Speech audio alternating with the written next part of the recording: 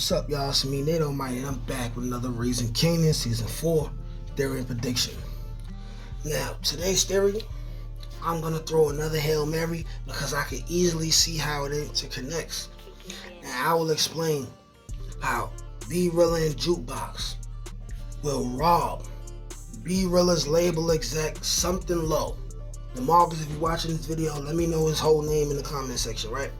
Something low. They're going to rob his house, getting Lou in trouble, maybe leading to the record label exec himself being murdered for cooperating with the police. Now, this video is going to be another doozy. I'm also going to further explain why it's going to go that way with detail, with a conversation Lou, B-Rilla, and the label exec had during their meeting. And I'm also going to explain why I believe Jukebox has already begun her villain arc based off of 2 dialogue scenes that she had in episode 3. Okay, and I also will explain why I think it will be Jukebox that will be the ringleader of this robbery. And also, you know what? That's going to be a separate theory in itself because niggas be stealing. This video is going to be another banger. Like, share, comment, subscribe if you're new here. Without further ado, let's get to it. Alright now people, let's break it down like this, okay? First, I got to explain to y'all the conversation that happened between B-Rilla, Lou, and the label executive, alright?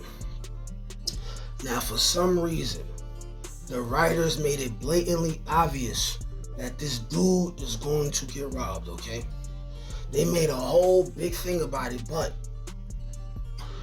when it's Lou, B-Rilla, and the label executive in the office trying to get another advance, right? And then you got B-Rilla, who's going off and disrespecting the label exec for being a Jew.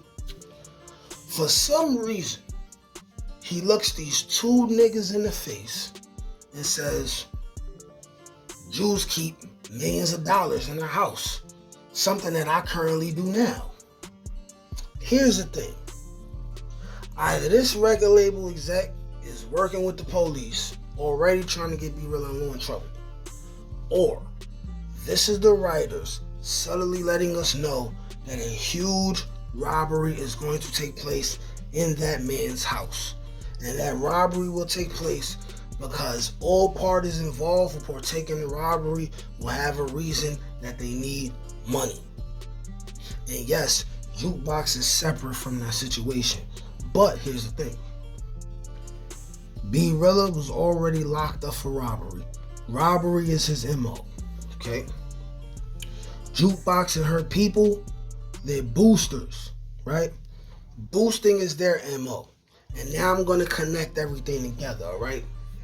So, before I tell y'all why B-Rilla and Jukebox are going to be the leaders of this quote-unquote heist, this home invasion of the record label exec and where it could go, I first have to explain that Jukebox vowed to never rob again, but she's on her way, and why it would make sense for her to partake in this robbery, okay? 2 scenes that let you know she already started the villain arc, and she's gonna rob the hell out of somebody, right? And might catch a body in the process. When she went AWOL from the military, and then they came to go get her, and she looked them in the face and said, yo, I'm gay. What of it? Eat a dick, right? They say to her, I hope you're not proud of yourself. She said, I hope you're not proud of yourself neither, right? They say, yo, you letting your country down. She says, man, the country already let me and mine down many times. And then Marvin backed her. She's so sinister when she says this. She's so sinister when she says this.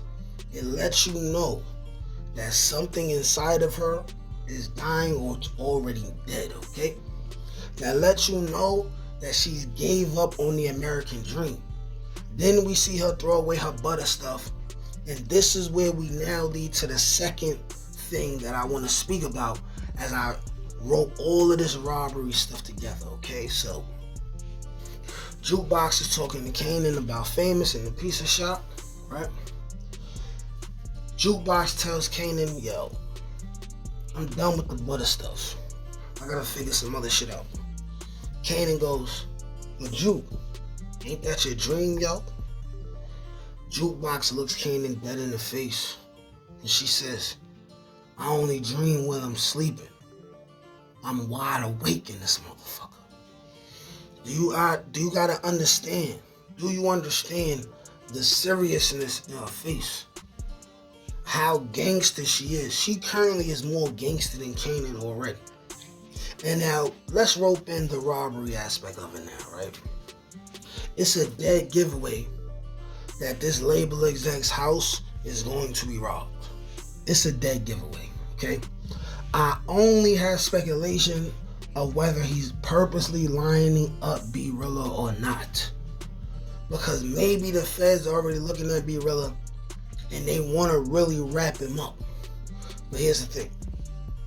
When I say Jukebox and B-Rilla are going to be the heads of the situation, I also got to remind you why Jukebox is going to decide to partake in this robbery now. She's trying to figure out her own thing. She ran into her former boosting crew.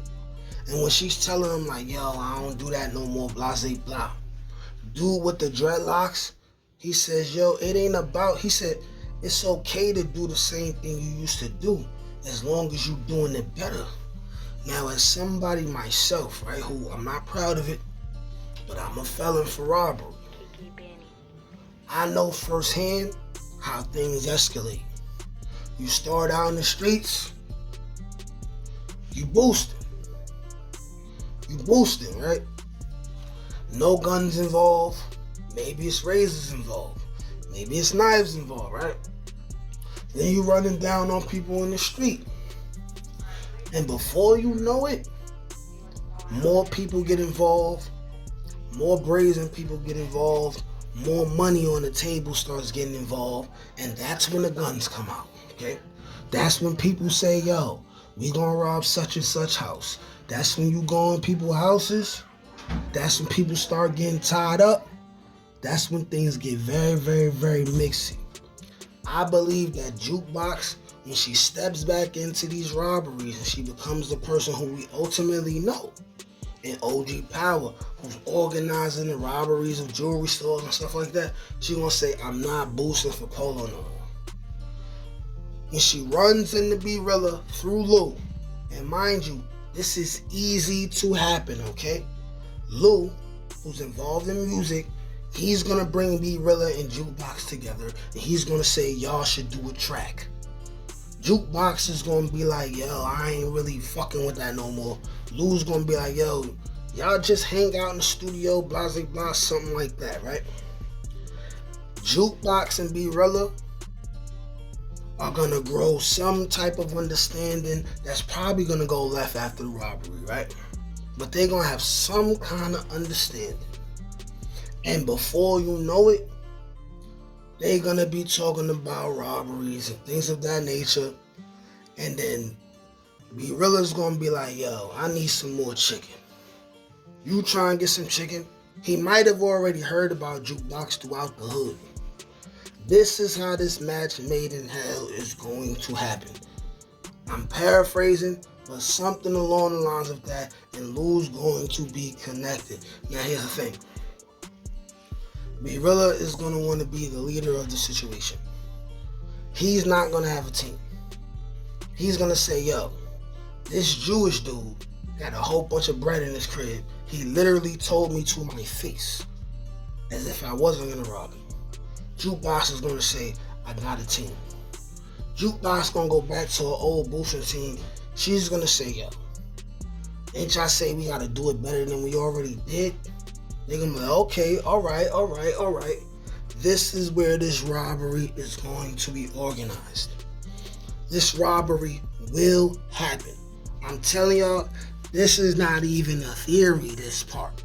The robbery will happen. The only thing else that's up to speculation is who's going to be involved other than Jukebox and B-Rilla, and what's going to happen once this robbery gets attempted, because it's going to go way left. My prediction, is that this record label exec, he might have security. And when it comes to security is gonna be armed, somebody might die. I'm predicting that the light-skinned dude that Jukebox is closest to in the group, he may be the one to die. He been gone for mad long. He not a main character. Something gotta happen to Jukebox, right? He might die. I'm predicting that B-Rilla, right, is gonna try to betray Jukebox in some kind of way, and he may end up being a body. After this robbery happens, right? After this robbery happens, the police gonna get involved. They gonna start looking at Lou. It's gonna be bad. Lou might end up having to kill B-Rilla by the end of the season. Will that make him relapse? I don't know.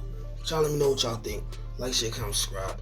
Peace. Can't teach that shit, nigga. Come on. That's God gifted. That's touch by ink. That's on the dome, nigga.